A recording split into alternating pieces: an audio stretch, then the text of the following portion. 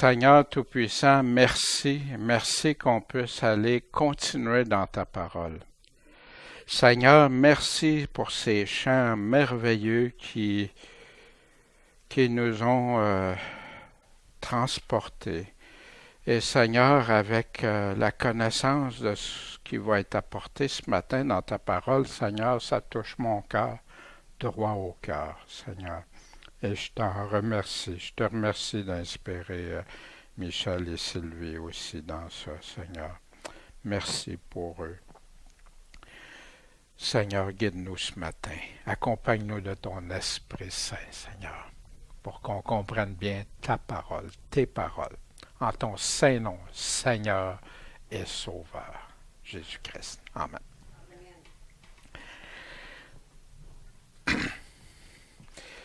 Bien, ce matin, on n'est pas branché en direct sur Internet, mais c'est toujours enregistré de toute façon. La semaine dernière, j'avais dit, manquez pas ça aujourd'hui. On va aller plus loin. Il y a beaucoup de choses que vous avez déjà vues quand on a fait les cours sur les prophéties, celui sur l'Apocalypse, la Révélation, et au travers de différents enseignements. Mais ce matin, on va condenser ça. Et je crois que vous allez en être bénis. Mais avec les paroles que Dieu nous a données. La semaine dernière, on avait vu les origines de l'enlèvement pré-tribulation. On avait vu dans 1 Thessaloniciens 4, à la fin, l'enlèvement, la résurrection, la première résurrection, l'enlèvement et tout ça. Mais au travers les années, quelque chose est apparu, une nouvelle doctrine que Darby appelait du nouveau vin. Et que c'est apparu et que ça a mis les fondements de à partir des premiers chrétiens, aller jusque dans les années 1830, et bien sûr, bien après, parce qu'il y a beaucoup de chrétiens qui ne croient pas à cette nouvelle doctrine-là, qui regardent juste à la parole de Dieu, mais ça l'a fait comme une traînée de poudre. Et on avait vu c'est quoi les origines de ça. Bien sûr, quelqu'un peut dire, vers l'an 170 environ, il y a Montanus avec Prisca et Priscille voyons, le nom m'échappe, en tout cas des prophétesses qui annonçaient le Seigneur, que Jésus revenait là, avant la tribulation, puis qui était pour revenir même dans leur ville qui est appelée Pépousa, ça deviendrait la Nouvelle Jérusalem et tout ça. Il y a eu des exceptions comme ça au travers les années, mais tous les réformateurs croyaient à une chose, c'est que les chrétiens étaient pour vivre des tribulations, grandes tribulations faites par l'Antéchrist, et que Christ viendrait nous délivrer de ça. Et ça, vous retrouvez ça couramment. Autant dans les premiers chrétiens qu'on appelle les premiers pères apostoliques du temps qui ont connu les apôtres, qui affirmaient ces choses-là. En 1830, Margaret MacDonald a une révélation secrète. On avait vu ça. Après ça, qui était dans l'assemblée de l'Église apostolique, catholique, qui n'est pas l'Église catholique romaine, mais Edward Irving, qui était devenu son pasteur, puis qui avait fait connaître le livre de Lacunza. Qui est Lacunza? Un jésuite. Et lui, il a diffusé son livre concernant le retour de Jésus. Ce que les gens oublient, c'est que l'Église romaine voulait absolument tout faire aussi pour enlever l'attention de l'Antéchrist qu'il jugeait étant l'Église catholique romaine de tout ça. Darby a continué à participer à ces révélations-là, puis il est arrivé plus tard avec des conférences, il a fait connaître l'enlèvement pré-tribulation. Après ça, il y a eu la Bible Scofield qui a diffusé ça, auquel beaucoup de pasteurs s'objectaient au début, mais qui finalement a fait son chemin. C'est entré dans les collèges bibliques, dans des nombreuses conférences, des films, Left Behind, des livres à la tonne. Moi, un des livres qui m'a touché dès le départ, c'est L'agonie de cette vieille planète, la planète Terre, par Hal Lindsey. Puis je dévorais ça il y a 30 quelques années. Mais après ça, j'ai vu qu'est-ce que ça fait aussi. Puis après ça, maintenant, c'est enseigné dans beaucoup d'églises comme la pure vérité. Margaret MacDonald, Edward Irving, Lacunza, qui a pris le livre de Lacunza, Darby. Il l'a traduit en anglais, le livre. Hein? C'est pour ça que ça s'est répandu comme une traînée de poudre aussi. La vision de Margaret avec Darby présent. Scofield, en passant que il était procureur d'un État, on l'a mis dehors à cause de fraude et de choses qu'il aurait commises après sa conversion et non pas avant. Puis les collèges bibliques qui gardent ça, bien sûr, pour les pasteurs.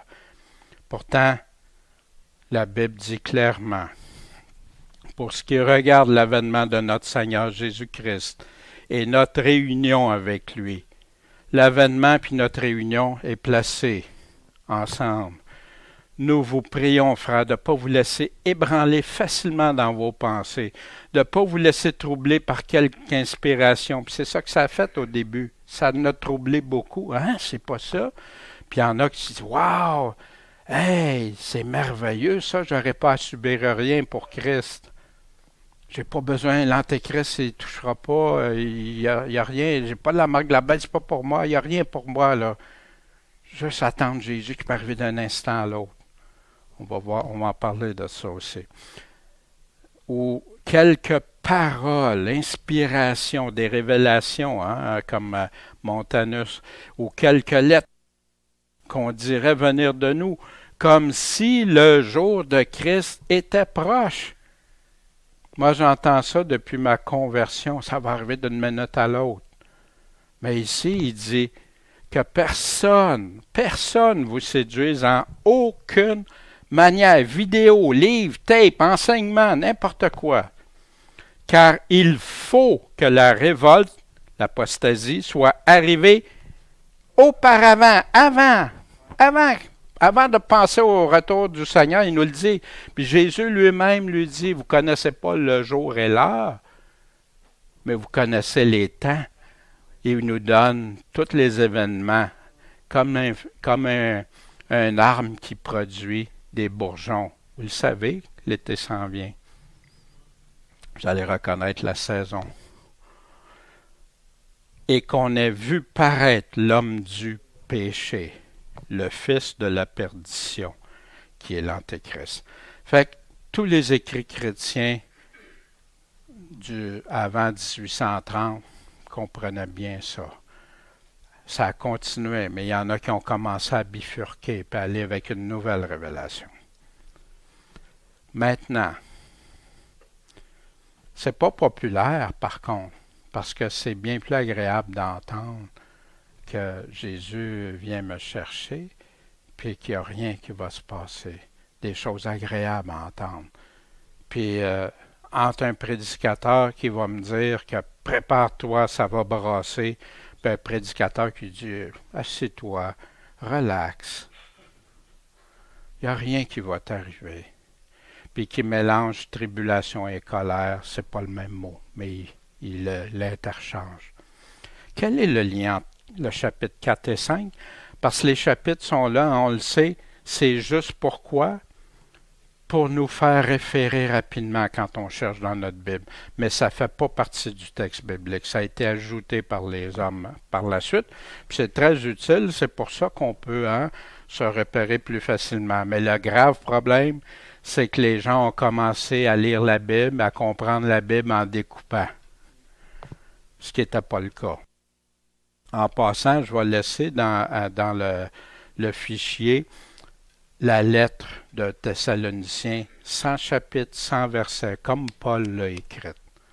Puis ça, je vous invite à aller la lire comme ça. Vous allez voir que ça parle différemment que de la séparer. Mais ici, car nous vous déclarons ceci par la parole du Seigneur. Vous vous souvenez au chapitre 4, que nous, les vivants, qui serons restés pour l'avènement du Seigneur, nous ne précéderons pas ceux qui sont morts, car le Seigneur lui-même descendra du ciel.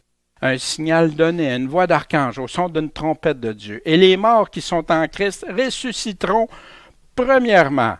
Ensuite, nous les vivants qui serons restés, nous serons enlevés avec eux sur des nuées à la rencontre du Seigneur dans les airs. Et ainsi nous serons toujours avec le Seigneur. Amen. C'est pourquoi consolez-vous les uns les autres par ces paroles. Puis là, il continue, qui commence un nouveau chapitre, mais pour ce qui concerne les temps et les moments, vous n'avez pas besoin, frères, qu'on vous en écrive. Vous savez très bien, en effet, vous-même, que le jour du Seigneur viendra comme un larron. Puis c'est ça qu'on va étudier ensemble. C'est quoi ce jour-là? C'est quoi le jour du Seigneur? Qu'est-ce que la Bible nous dit à propos du jour du Seigneur? Ce jour-là, comme un larron dans la nuit. Mais avant, on va aller lire les premiers versets, les 11 premiers versets de Thessaloniciens, 1 Thessaloniciens chapitre 5. Pour ce qui concerne les temps et les moments, vous n'avez pas besoin, frères, qu'on vous en écrive. Vous savez bien, en effet, vous-même, que le jour du Seigneur viendra comme un larron dans la nuit. Car lorsqu'ils iront paix et sûreté, alors une ruine subite les surprendra, comme les douleurs surprennent la femme enceinte. Ils échapperont point. Mais quant à vous, frères, vous n'êtes point dans les ténèbres, pour que ce jour-là vous surprenne, vous, comme un voleur. Vous êtes tous des enfants de la lumière et des enfants du jour. Nous n'appartenons pas à la nuit ni aux ténèbres, ne dormons pas, donc pas comme les autres, mais veillons et soyons sobres, car ceux qui dorment, dorment la nuit, et ceux qui s'enivrent sont ivres la nuit. Mais nous qui sommes du jour, soyons sobres, étant revêtus de la cuirasse de la foi, et de la charité et du casque de l'espérance du salut. Car Dieu ne nous a pas destinés à la colère, mais à la possession du salut par notre Seigneur Jésus-Christ, qui est mort pour nous, afin que, soit que nous veillions, soit que nous dormions, nous vivions ensemble avec lui. C'est pourquoi exhortez-vous les uns les autres et édifiez-vous les uns les autres, comme vous le faites aussi. Et on va arrêter à ce verset-là. La suite, c'est à suivre la semaine prochaine pour le reste d'un Thessalonicien. Parce que déjà, ce matin, je pense qu'on va avoir beaucoup. Fait qu'on va débuter. Pour ce qui concerne les temps et les moments, vous n'avez pas besoin, frères, qu'on vous en écrive. Les temps et les moments, de quel temps, de quel moment il va nous parler? Vous savez bien, en effet, vous-même, que le jour du Seigneur viendra comme un larron dans la nuit. Mais pour les temps et les moments, il parlait de quoi? Il parlait de son avènement, il parlait de l'enlèvement, il parlait de la résurrection. Pour les moments, il y en a qui dissocient ça complètement. Mais non, il est en train de continuer ce qu'il est en train de dire. Mais quand est-ce que Jésus utilisait ça qui était pour venir comme un larron dans la nuit? Vous vous souvenez que Paul il disait par la parole du Seigneur, qui nous parlait selon la parole que le Seigneur avait donnée. Matthieu 24, 42. Donc, veillez, car vous ne savez pas à quelle heure votre Seigneur viendra. Or, considérez ceci, que si un père de famille est averti à quelle veille de la nuit le larron viendra, Il veillerait, ne laisserait pas percer sa maison. C'est pourquoi, vous aussi, tenez-vous prêts, car le Fils de l'homme viendra à l'heure que vous ne pensez pas. Fait que Paul ici prend des paroles que Jésus a dit. Puis Jésus a pris cet exemple-là comme un larron. Mais Jésus l'a dit clairement à des endroits. Apocalypse, Révélation 3.3. Souviens-toi de ce que tu as reçu et entendu. Qu'est-ce qu'on peut avoir reçu et entendu? Sinon, sa parole, la foi qui vient de la parole. Et garde-le. Et repens-toi, parce qu'il est en train de faire une réprimande à l'église de Sardes. Garde-le, repens-toi, que si tu veilles pas, je viendrai à toi comment? Comme un voleur.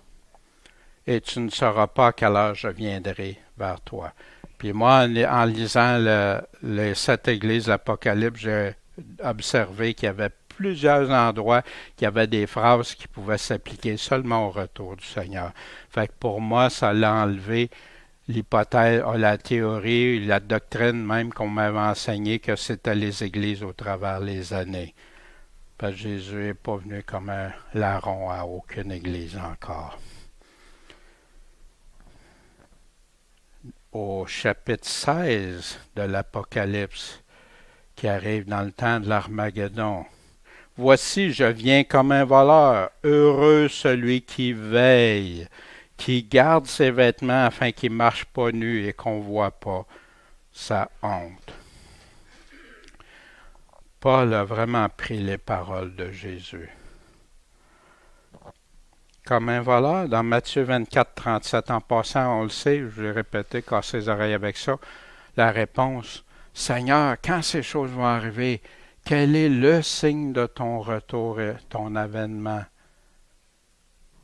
Puis il répond, Matthieu 24, 25, Marc 13, Luc 17, au temps de Noé, Luc 21, vous retrouvez tout ça.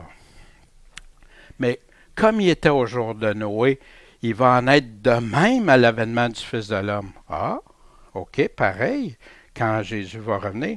Car de même qu'au jour avant le déluge, les hommes mangeaient, buvaient, se mariaient, donnaient en mariage, jusqu'au jour où Noé entra dans l'arche. Puis il en sera de même à l'avènement. Ah oui, et ils ne connurent rien, hein? Et quand tu arrives comme un voleur, ben tu ne le sais pas, jusqu'à ce que le déluge vint et les emporta tous. Ça va être de même à l'avènement du Fils de l'homme. Noé aussi, qu'est-ce qui est arrivé? Il a été enlevé, pas pendant ses tribulations, pas pendant qu'il se faisait rire de lui, qu'il se faisait mépriser, puis tout ça, puis que personne n'a voulu le suivre, sauf ses enfants. Mais quoi? Qu'est-ce qui est arrivé? Le jour même que Dieu a fermé la porte de l'arche, la colère de Dieu. Lot, la même chose. Fait qu'ici, l'avènement du Fils de l'homme, l'enlèvement, puis la colère. Combien de temps entre les deux? Il nous parle, Paul nous disait au jour du Seigneur, le jour du Seigneur, que pour les temps du jour du Seigneur, on le sait que ça va arriver comme un voleur.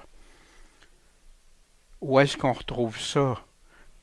On retrouve ça à Ésaïe, car c'est un jour de trouble, de destruction et de consternation. Le jour du Seigneur, l'Éternel des armées. Dans la vallée des visions, on démolit la muraille, des cris de détresse retentissaient sur la montagne. Ici, j'ai mis Seigneur puis l'Éternel. Fait qu'il y en a qui disent, le jour de l'Éternel, le jour du Seigneur, c'est pas pareil. Le Seigneur, l'Éternel. 2 Pierre 3,10 maintenant dans le Nouveau Testament, parce qu'il y en a qui disent, ça c'est pour l'Ancien Testament. 2 Pierre 3,10. Or, le jour du Seigneur viendra comme le larron dans la nuit. Ah, c'est-tu la même phrase que Paul?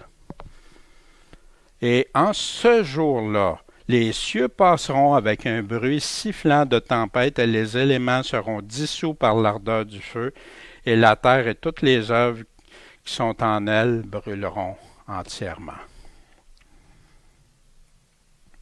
Pierre nous disait ça à propos du jour de l'Éternel. Amos 5,18. C'est intéressant. Bonheur à ceux qui désirent le jour de l'Éternel.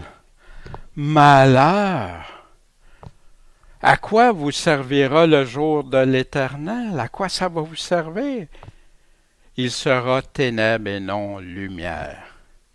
Le jour de l'Éternel n'est-il pas ténèbres et non lumière, obscurité et non clarté?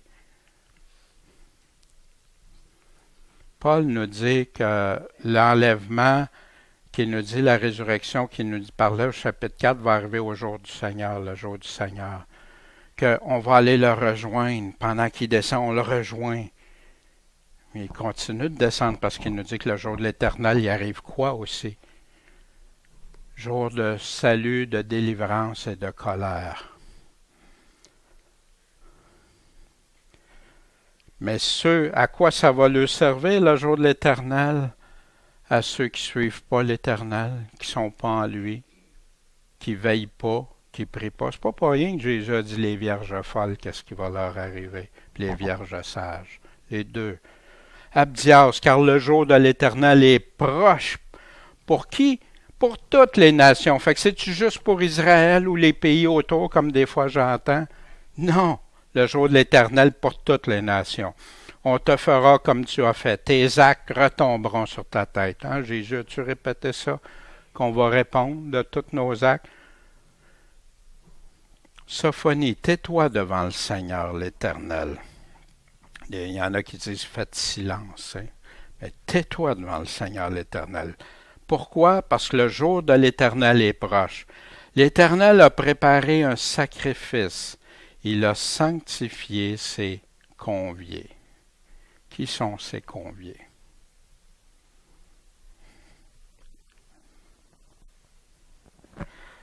Sophonie 1,14. Le grand jour de l'Éternel est proche. Il est proche. Et vient en toute hâte. La voix du jour de l'Éternel retentit.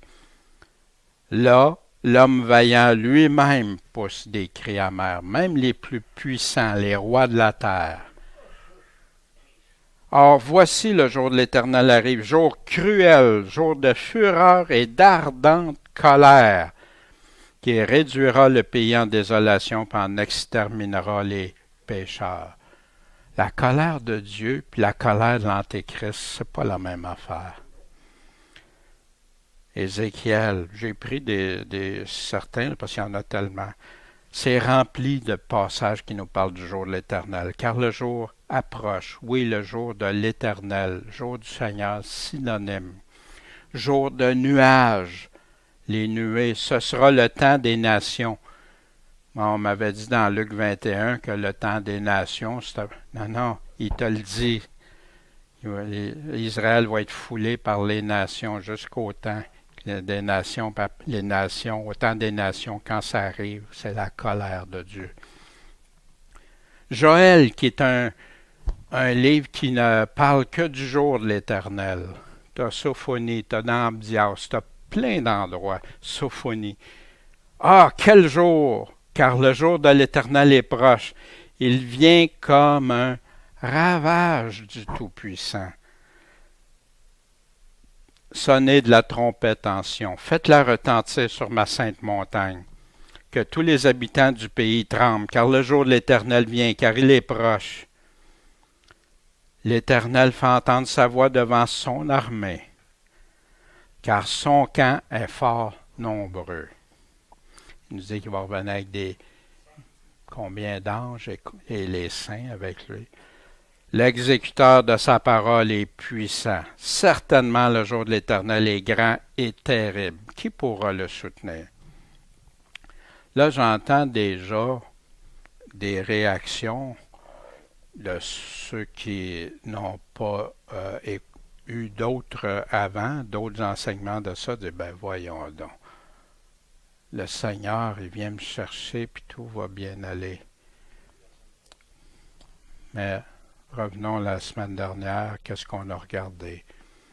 Puis vous allez voir qu'on ne peut plus dire ça. Puis ce matin, c'est ce qu'on va regarder. Qu'est-ce que la parole dit? Pas qu'est-ce que les hommes disent, qu'est-ce que Dieu dit.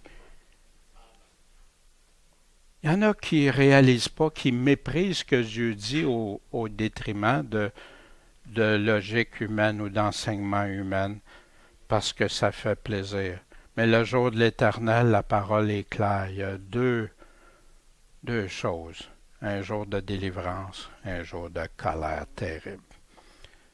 Puis la tribulation, là, c'est parce que les gens ne réalisent pas que la tribulation vient du monde, de l'Antéchrist, du malin, mais que la colère de Dieu, c'en est terrible. Craignez pas ceux qui peuvent tuer le corps, mais craignez celui qui peut, et l'âme, et le corps et l'âme.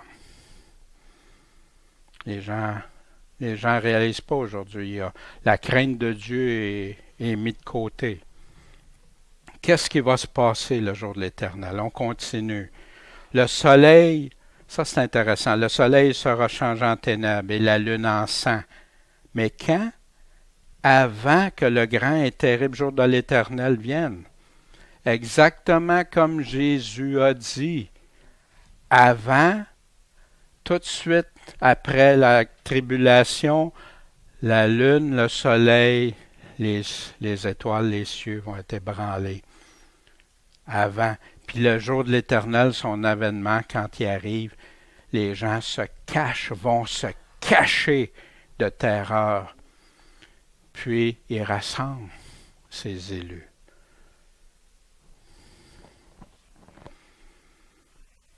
Des multitudes. En passant, le soleil, la lune, les étoiles, c'est un point d'ancrage. Qu'est-ce que je veux dire par là?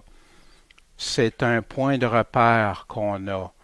Comme la résurrection est un point de repère, ça. Et quand tu regardes tout ça, puis tu vas chercher tous les passages qui parlent de ça, ça devient clair.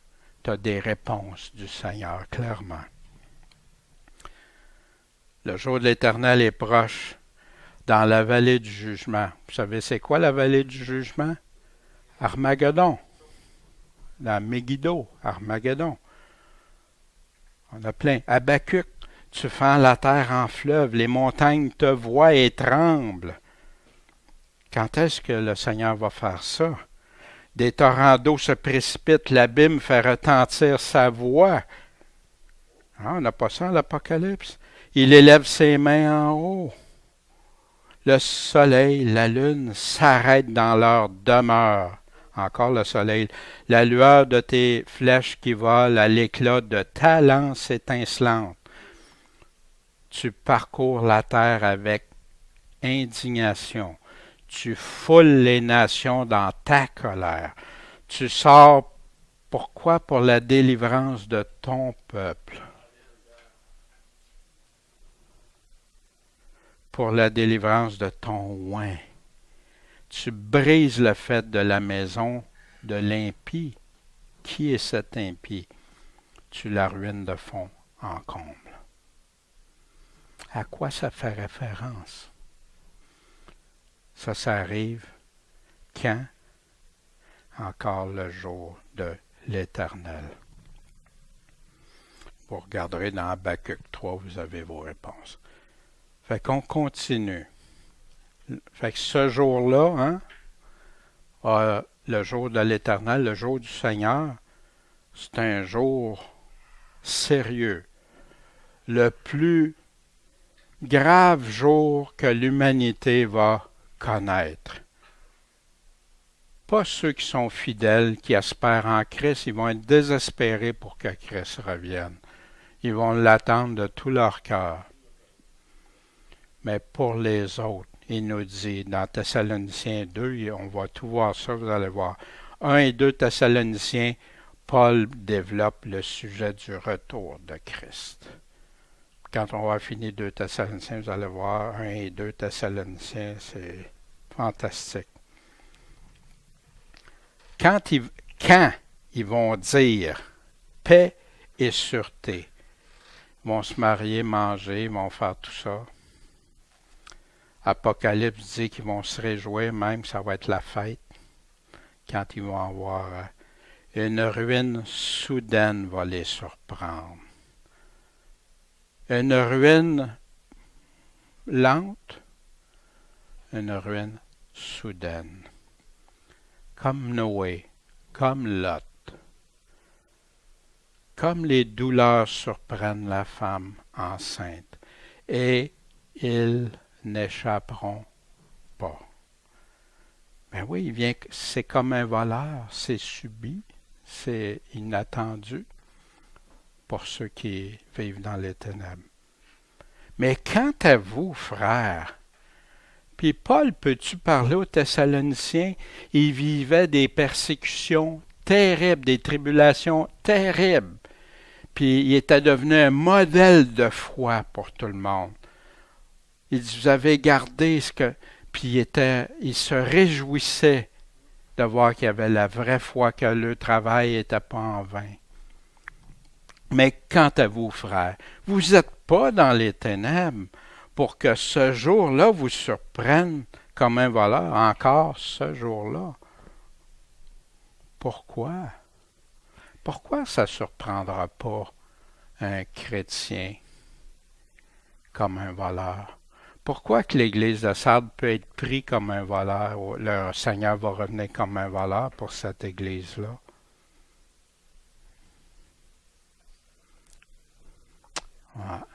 Ils se sont éloignés de la parole dans Sardes, celle que Dieu va préserver, protéger pendant des grandes choses, comme il a protégé le peuple d'Égypte pendant les grandes.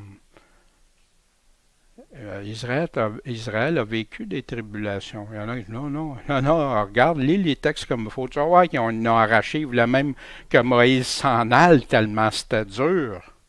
Parce que Pharaon avait mis des contraintes énormes sur le peuple. Mais la délivrance, par exemple, mais ils n'ont pas connu les derniers que Pharaon et son armée a subis. Vous êtes pas, ça ne vous surprendra pas comme un voleur. Pourquoi? Il va nous le dire. Parce qu'il va vous allez veiller et prier. Vous allez reconnaître les temps, la saison. Puis de quel jour il parle? Vous savez bien en effet vous-même que le jour du Seigneur, c'est de ce jour-là. On va voir une synthèse de qu'est-ce qui se passe ce jour-là. Paul nous donne plein d'informations. De quel jour qu'il parlait? Le même jour, ce jour du Seigneur. Quand est-ce que Paul utilise l'affirmation encore ce jour-là? Dans 2 Thessaloniciens qu'on va voir bientôt, car il est juste devant Dieu, qu'il rende l'affliction, la tribulation à ceux qui vous affligent, et le repos avec nous, à vous qui êtes affligés. Quand? Lorsque le Seigneur Jésus apparaîtra du ciel avec les anges de sa puissance, fait qu'on va être libéré quand? Quand le Seigneur Jésus va apparaître du ciel avec les anges de sa puissance. Mais comment? Dans un feu flamboyant. Pour faire quoi? Pour exercer sa vengeance, sa justice contre ceux qui ont opprimé ses bien-aimés.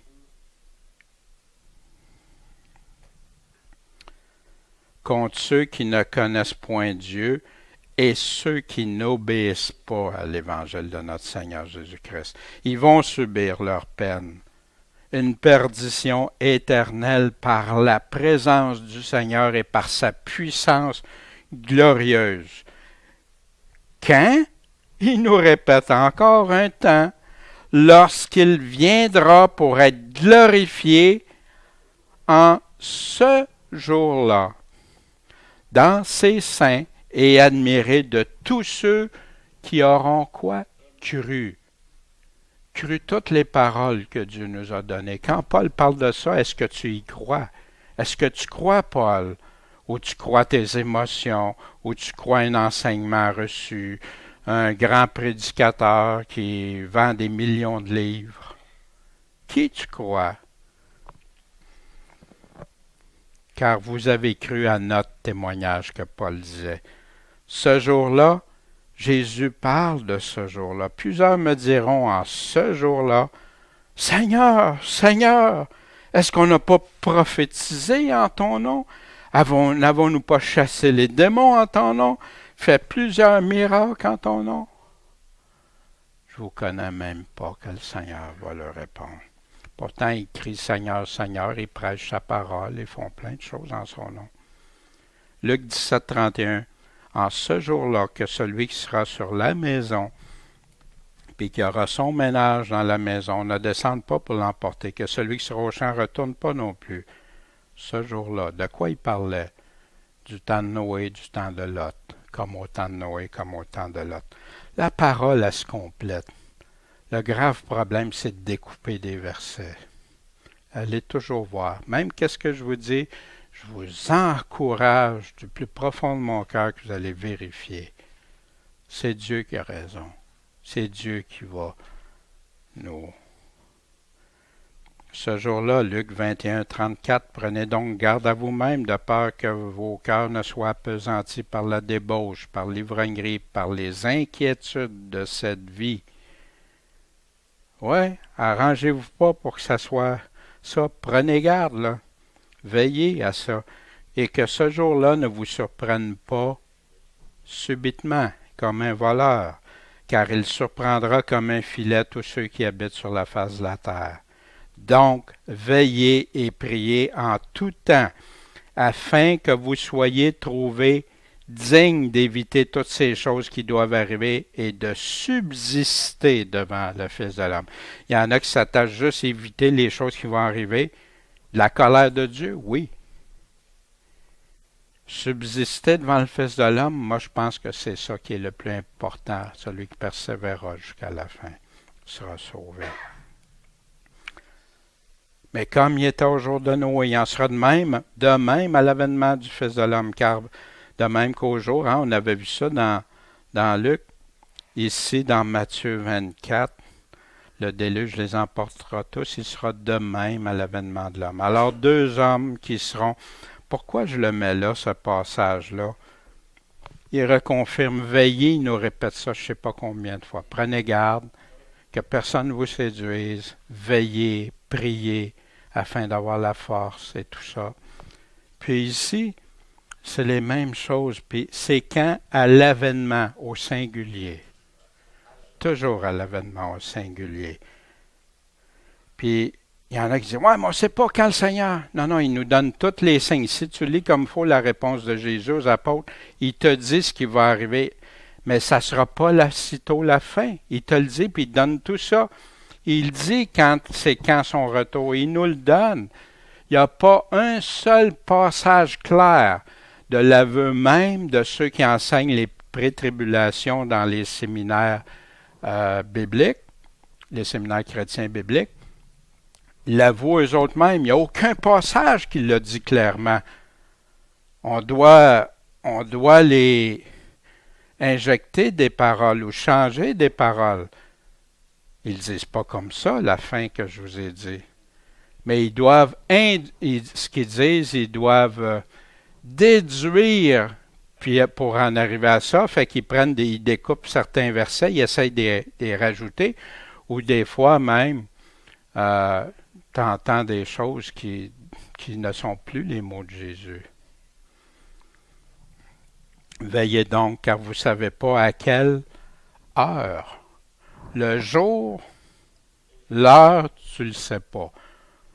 Les temps quand vous verrez ces choses. Toutes dans la même génération. Fait qu'ils vont aller tout de suite. On ne le sait pas. Ben, lis comme il faut, puis il te donne une chronologie, Jésus. À partir du moment que tu commences à voir ça, personne ne peut dire telle date, telle heure, le Seigneur revient. Oublie ça, c'est tous ceux qui ont fait ça, c'est des faux. Mais il te donne des points de repère. Ce jour-là, qu'est-ce qui arrive selon Paul quand il parle de ce jour-là? Au verset 4-15, l'avènement du Seigneur. Qu'est-ce qui arrive? Un archange, des anges, trompettes. Qu'est-ce qui arrive? La première résurrection qu'on retrouve dans Apocalypse chapitre 20, versets 4 à 6, puis qui dit bien que ceux qui n'ont pas pris la marque de la bête, qui ont vaincu la bête. Wow! Mais c'est la première résurrection. Ça veut dire qu'il n'y en a pas d'autre avant. Tu ne peux pas faire mentir la parole. Enlevé sur des nuées, rencontre du Seigneur. Il nous dit ça au verset 17. Il nous dit que ce jour-là aussi, ça va être comme un voleur. Ce jour-là, ça va être une ruine soudaine, des douleurs. Ils n'échapperont pas. Ceux qui ne croient pas, ils ne mettent pas toute leur confiance en Jésus-Christ. Tu n'auras pas sa colère, mais tu vas être sauvé, délivré. Puis il nous parle au verset 23, pour ceux qui vont être sanctifiés, mis à part, irrépréhensibles. Ça veut dire quoi? Voyez-vous? Ce jour-là, ça c'est juste Paul, dans 2 chapitres. Je devrais dire la dernière partie de sa lettre. Ça a-tu du sens? C'est quoi ce jour-là?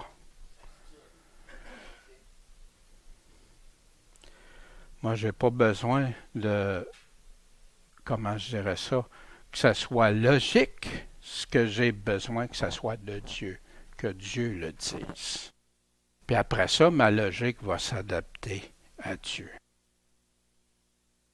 Vous êtes tous des enfants de la lumière et des enfants du jour. On n'appartient pas à la nuit aux ténèbres. Et pouvais-tu leur dire ça avec assurance aux Thessaloniciens, puis à tous ceux qui marchent dans la lumière? Souvenez-vous, quand on a fait dans 1 Jean, c'est qui marche dans la lumière, comme lui a marché. Il dénonce il donne les faux chrétiens puis les vrais chrétiens, il fait une séparation. Il marche irrépréhensible, il marche dans la sainteté. Puis s'il y en a un qui pêche, qu'il confesse, qu'il l'avoue, qu'il l'abandonne, puis Christ va le pardonner. Mais tu marches dans la sainteté. Ne dormons donc pas comme les autres, mais veillons et soyons sobres. Encore, veillez, sobres. Paul le dit clairement aussi dans Romains 13, 11. Et vous devez faire cela, vu le temps où nous sommes. Car c'est ici l'heure de nous réveiller enfin du sommeil, puisque le salut est maintenant plus près de nous. Savez-vous que Jésus parle souvent aussi du salut à la délivrance? Les gens, des fois, ils regardent le salut puis ils mettent tout ça dans le même panier. Mais Jésus aussi nous parle du salut qui va venir délivrer son peuple. Puisque le salut est maintenant plus près de nous que lorsque nous avons cru. La nuit est avancée, le jour approche.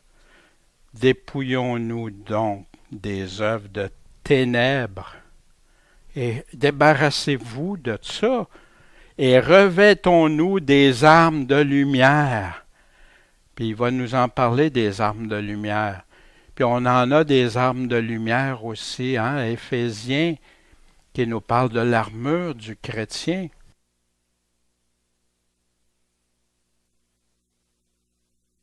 Aussi, revêtons-nous, marchons honnêtement comme de jour et non dans les débauches et dans l'ivrognerie, dans les luxures, les impudicités, les querelles et l'envie. Marche droite. Veiller et être sobre. Il continue. Ne dormons pas donc comme les autres, mais veillons et soyons sobres. Hein? Car ceux qui dorment, dorment la nuit, puis ceux qui s'enivrent sont ivres la nuit.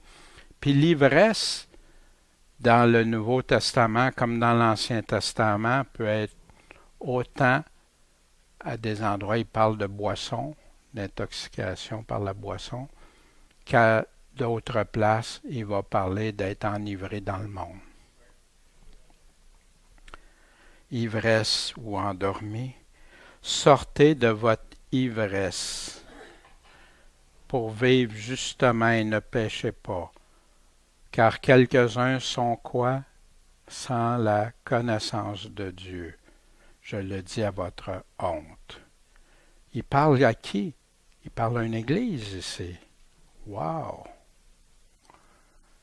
Moi, on m'avait dit, c'est toutes des...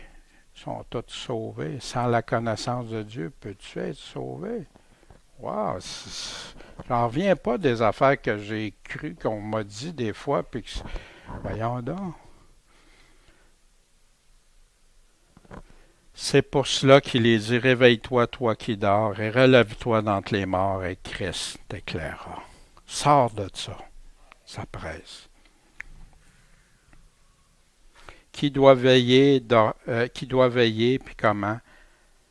Rappelle-toi donc comment tu as reçu entendu. Garde-le, repens-toi. Si tu veilles pas, je viendrai comme un voleur. Je viens comme un voleur. Heureux celui qui veille, qui garde ses vêtements, afin qu'il ne marche pas nu, qu'on ne voit pas sa honte.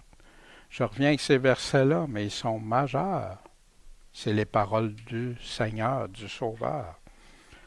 Mais nous qui sommes du jour, soyons sobres. Hein, il se répète donc bien, Paul. Pourquoi qu'il répète tout ça? Savez-vous, quand tu répètes souvent le même mot, quand tu es en train d'écrire à quelqu'un pour les encourager, les exhorter, les redresser, tu fais quoi? Étant revêtu de la cuirasse de la foi. Pourquoi il dit ça?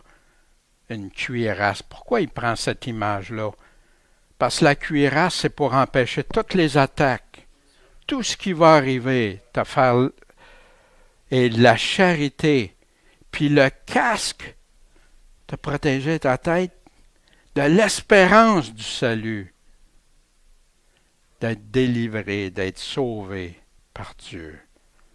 Car Dieu ne nous a pas destinés à la colère, mais à la possession du salut par notre Seigneur Jésus-Christ. Ah ah, tu vois, on vivra rien.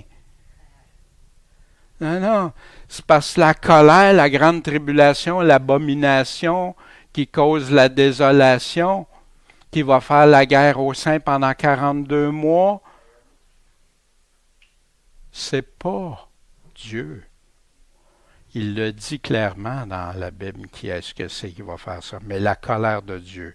L'Église moderne prend davantage des croyances dans les enseignements humains que les paroles mêmes de Dieu. Pourquoi? Il n'y a plus la crainte de Dieu. C'est plus Dieu qu'on écoute. C'est ce que les mondes disent que Dieu a dit. Retournons à la base, écoutons Dieu. Qu'est-ce que Dieu dit? Puis là, mes opinions, mes idées, mon enseignement va venir de ce que Dieu dit. Oh, ben, aujourd'hui, c'est la loi du relativisme. Ah, tu as pensé tout aussi bonne que la mienne. Ben, c'est pour ça. Va à Dieu direct. Qu'est-ce que Dieu dit? Mais écoute-le avec une oreille, pas une oreille bouchée, pas une oreille qui se ferme pour se détourner de la vérité, mais pour entendre la vérité que Dieu donne. La crainte de Dieu est disparue. La colère de Dieu versus les hommes, c'est parce que les gens ne réalisent pas ce que c'est la colère de Dieu. C'est terrible, terrible de tomber entre les mains du Dieu vivant. Les gens oublient ça. Ils prennent un verset hors contexte dans Jean qui dit « Oh, la crainte, hein? L'amour bannit la crainte », mais ils ne lisent pas tout ce que... Encore là, des versets découpés. Et la confusion, il y en a qui aiment. Parce que ça fait plus plaisir d'entendre. Moi, j'aimerais ça être ici ce matin en train de vous dire, mes frères, mes sœurs, j'ai découvert dans la Bible que le Seigneur nous dit qu'il va venir nous chercher avant tout ça, qu'on est privilégié. On est une Église bénie. Puis c'est étrange, hein? Les chrétiens, ça n'a jamais été démontré aussi clairement que les chrétiens sont dans une apostasie, qu'il y a toutes sortes d'affaires qui avant ça n'auraient jamais passé dans aucune église qui sont acceptées aujourd'hui. Puis c'est ces églises-là que le Seigneur va empêcher de passer des tribulations, alors que tous nos frères et sœurs au travers les siècles à partir de Jésus, des apôtres, puis des frères dans l'Inquisition, des frères aujourd'hui, passent par là. On avait vu, hein, on n'est pas destiné à la colère, mais à l'acquisition du salut par notre Seigneur Jésus-Christ. On est qui nous délivre de la colère à venir. Il nous sauve de la colère, un jour de délivrance de sa colère. Mais on est destiné afin que nul soit troublé dans ses afflictions, tribulations, puisque vous savez vous-même que nous sommes destinés à cela. Ça, c'est la Bible qui parle. Voyez-vous, les gens veulent découper le 1 Thessaloniciens 4, des derniers versets, mais en le détachant du reste. Ça ne marche pas. C'est comme tu prends la lettre que la banque t'envoie, puis tu regardes juste le bonus qu'ils vont te donner, mais tu n'as pas regardé le reste qui vient avec. Il y a une grosse différence, la colère des hommes, l'antéchrist, c'est le Satan, et de Satan, ce n'est pas la même que celle de Dieu. Incomparable.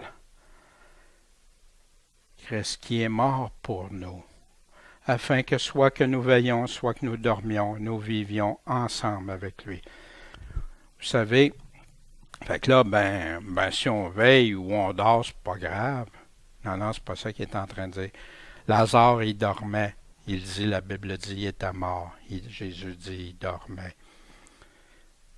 Mais il nous dit tout le temps de veiller. Fait qu'il ne se contredirait pas.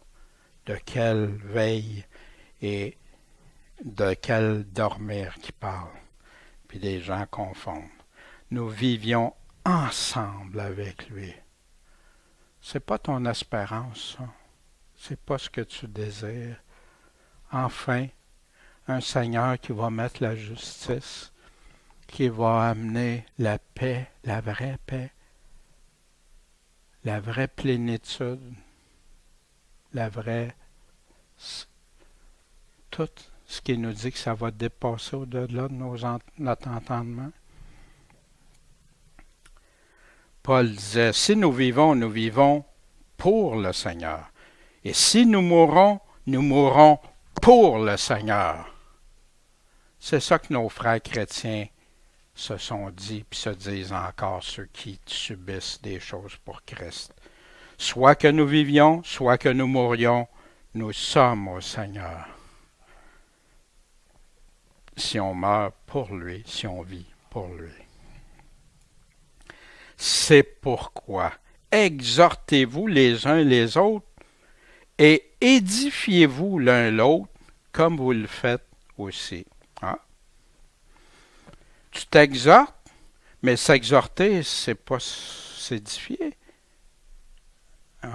Pourquoi ces deux mots-là sont là? Exhorter, souvent les gens utilisent ça pour encouragement, c'est très vrai, mais dans la définition aussi du mot, reprend, corriger, d'amener. C'est pour ça quand il parlait à Timothée et à Tite aussi, de reprendre, de corriger. C'est de l'exhortation. Et s'édifier l'un l'autre. Ça veut dire quoi s'édifier? Se rendre solide. Quand tu t'édifies, tu grandis ensemble. Tu deviens plus fort ensemble. Comme vous le faites aussi. Le jour de Christ, hein, on l'a vu pour ce qui regarde l'avènement de notre Seigneur et notre réunion avec lui. Est-ce que c'est l'enlèvement et la résurrection, ça, notre réunion avec lui? Ben oui, notre rassemblement. La même chose qu'il parle dans Matthieu 24, 31. Nous vous prions, frères, pour vous laisser ébranler facilement par quelque inspiration, quelques paroles ou quelques lettres qu'on dirait venir de nous, comme si le jour de Christ était loin. Ah, oh, je me suis trompé. Proche. Vite, vite, ça va arriver d'une minute à l'autre. Pourtant, le Seigneur il est en train de nous dire le contraire ici. Il faut qu'avant on ait vu la révolte, l'apostasie, puis celui du péché, l'impie, l'antéchrist. Qu'on l'ait vu paraître. C'est pour ça que, avant de conclure, on doit faire le tour de qu'est-ce que Dieu a dit dans sa parole. Pas juste découper des versets, des passages, mais aller voir un peu partout. Je te le dis, ma doctrine, c'est un cercle. Non, non, non, moi, ma doctrine, c'est un triangle. Non, non, non, c'est un carré. Qu'est-ce qui se passe? Les gens ont découpé, puis n'ont pas rassemblé tout. Et passent ça comme du cash. Puis même sincère, là, des personnes sincères, je doute pas de la sincérité. J'ai été dans ce piège-là aussi. Depuis 1980 que les prophéties, début 80 que les prophéties m'ont captivé. Mon premier message que j'ai adressé était sur la marque de la bête. En ma première prédication en 1985, je crois. Ouais, 3, mais non, parce que après, non, c'est plus tard. Puis, mais qu'est-ce qui se passe? Puis les églises, des fois, se chicanent ou ont des querelles. Puis ces personnes-là sont très sincères qui voient ça. Mais pourquoi le problème? Ils n'ont pas fait le tour. Oui, la Bible dit ça. Oui, elle dit ça, mais regroupe-les avec l'ensemble. Fait que c'est pour ça, vous vous souvenez dans le cours, comment entendre Dieu, comment étudier la Bible. Il y a le texte. Et vous, on le fait ça. On lit la lettre, puis après ça, on regarde le texte même. Le contexte, dans quel contexte c'est mis ça? Puis après ça, vous vous souvenez, les co-textes. C'est quoi les co-textes? C'est les textes qu'il y a ailleurs qui parlent du même sujet. Assurez-vous que ça parle exactement du même sujet. Les passages parallèles, effectivement. Laisse la Bible répondre par la Bible. Avant d'injecter une pensée humaine, regarde ce que Dieu dit. Puis après ça, comme Michel disait, le pentexte, c'est partout dans la Bible. Puis il n'y a rien qui doit se contredire, ça se complète. Si ça semble se contredire, attends. Attends que Dieu réponde. Pas toi imposer à Dieu qu'est-ce que ça veut dire. Je vous le dis, ça change toute une affaire. Souvenez ce tableau, on a fait dans le cours des prophéties. Hein? Quel événement? La résurrection, son de trompette, la présence d'anges, l'enlèvement, le rassemblement, descendre du Seigneur. C'est quoi, à quel temps? Puis 1 Thessaloniciens, Matthieu, Corinthiens, 2 Thessaloniciens, Jean 14, 1, 3. Fait que ça, j'invite les personnes à mettre sur pause, puis tu peux vérifier. Ou j'ai mis en fichier attaché, qu'on va pouvoir mettre avec, le tableau qui est en noir et blanc, mais qui est encore il y a un peu plus d'informations. C'est les principaux passages, c'est pas tous les passages où je vous invite à regarder. Toi, moi, est-ce que je veille? Est-ce que tu veilles? Rappelle-toi donc comment tu as reçu et entendu, comment la parole a été donnée au début, pas par des intermédiaires, par Dieu même, par son Esprit Saint aussi qui est venu te faire une nouvelle créature. Et garde, repens-toi. Si tu veilles pas, je vais venir à toi comme un voleur. Tu ne sauras pas à quel âge je viendrai sur toi. Mais non, parce que tu n'écoutes plus la parole de Dieu. Savez-vous que le Seigneur nous dit qu'il y en a plein qui vont abandonner la foi? Hein, il n'est pas venu, puis là, on vit des tribulations, la parole, c'est pas vrai. Moi, c'est ce qui m'a motivé à donner des prédications sur ça. Qu'un frère est arrivé, puis il m'a dit ça. Je me demandais, Seigneur, j'en parle-tu de ça ou pas? Je sais que ça fait des divisions des fois pour les gens. Puis là, il m'arrive, si on doit passer au travers de la tribulation, la Bible n'est pas vraie. Wow!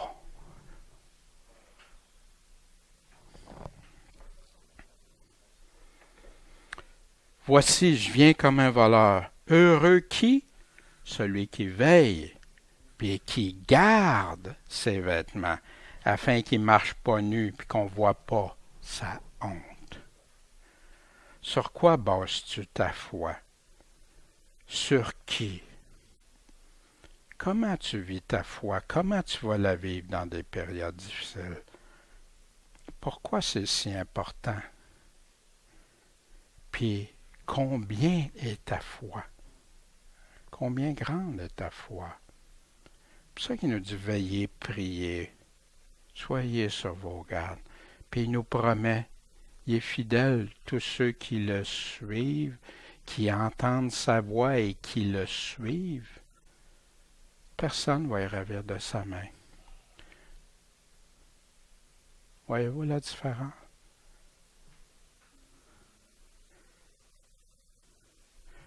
Ta foi,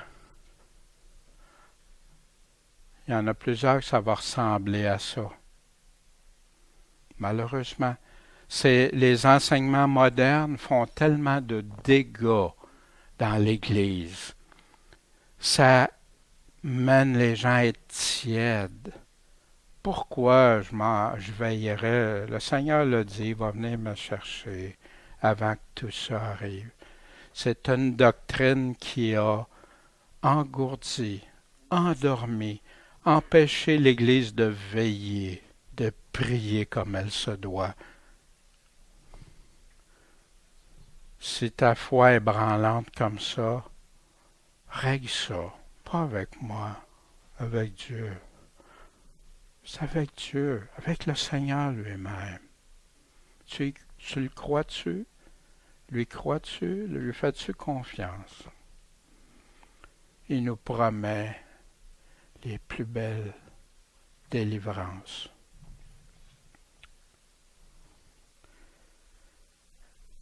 Oh, si ta foi est comme cette chaise, en chaîne, solide, tu t'assois dessus, t'as pas peur. Ça branle, ça fait n'importe quoi, elle reste. Les quatre pattes sont solides. Ouais, ouais. Puis ce matin, c'est ce que j'avais à vous partager. Puis je vous invite à aller imprimer aussi les documents ou à les regarder sur votre écran et tout ça. Puis faites une étude. Demandez à Dieu. Demandez-lui. Puis Dieu, c'est toi qui dis ça, montre-moi. Puis comment, donne-moi la sagesse. Tu dis que tu caches rien à tes serviteurs, à tes prophètes, à ceux qui veulent croire en toi. Seigneur, je crois en toi, je sais que tu vas m'aider. Puis vous allez peut-être être les seules personnes qui un jour, ou peut-être même maintenant ou un jour, pouvoir aller parler. Voici ce que Dieu a dit. Ceux qui sont en train d'abandonner la foi parce qu'ils ne croient plus. En Chine, ils ont fait ça. Les missionnaires, tant d'œuvres pour l'Évangile, puis qui ont été démolis. Quand? Quand la persécution est arrivée. Quand ils ont commencé à abandonner la foi, à ne plus aimer leur pasteur, les missionnaires, parce qu'il leur avait dit, inquiétez-vous pas, tout va bien aller avec le Seigneur veut que tu sois heureux, le Seigneur ne permettra pas ça. Mais là, ça se faisait tuer, ça allait en prison, puis tout.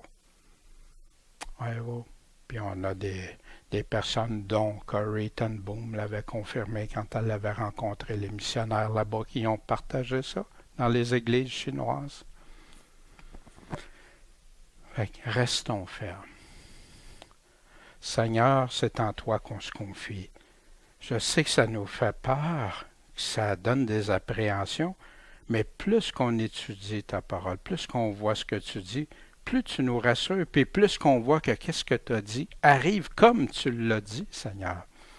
Fait que tu veux qu'on veille et compris, c'est ce qu'on veut faire. On veut t'obéir, obéir à tes commandements, obéir à ce que tu nous dis avant tout.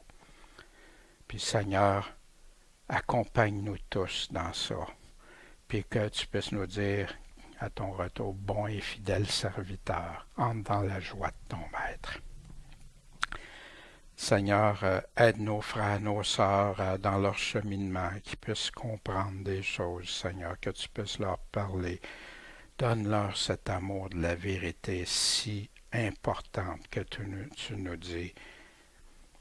C'est si majeur, Seigneur. Merci pour tout. En ton saint nom. Seigneur, Maître et Sauveur, Jésus-Christ. Amen.